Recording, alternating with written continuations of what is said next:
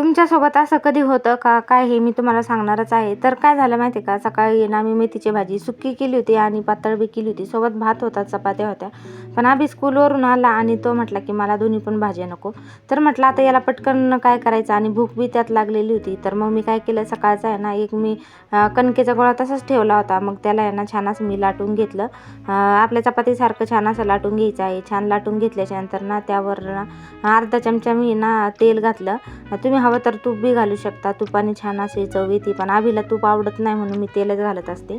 तर तेल घातलं, त्यावर ना थोडं लाल तिखट टाकलं, थोडासा मॅगी मसाला टाकला, थोडीशी नॉर्मल अशी हळद टाकली आणि मीठ तर ऑलरेडी कणकेमध्ये असतंच.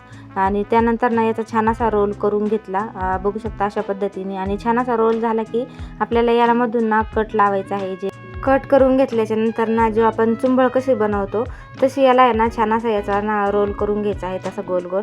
आणि छान दोन्ही साईडनं पीठ लावून ना एकदम हलक्या हाताने आपल्याला येल लाटून घ्यायचा आहे. हा पराठा एकदम साधा सिंपल आहे. त्यामध्ये ना तुम्ही कोथिंबीर टोमॅटो बी टाकू शकता, पण मी एकदम साध्या पद्धतीने बनवला होता कारण की अभिला भूक लागलेली होती. त्यामुळे म्हटलं पटकन अगदी 5 मिनिटात होईल असा. त्यानंतर छान असा लाटून घेतला. तव्यावर नाही का पुन्हा 1 चमचा तेल घातलं आणि हा पराठा टाकून ना दोन्ही साईडनं मस्त तेल किंवा तूप लावून छान असा भाजून घ्यायचा आहे. आणि तुम्ही बघू शकता एकदम छान असा आपला इथं पराठा तयार आहे. तर तुमच्यासोबत कधी असं होतं का, नक्कीच मला कमेंट करून सांगा. व्हिडिओ आवडल्यास व्हिडिओला लाईक करा आणि चॅनलला मात्र सबस्क्राईब करा. बाय.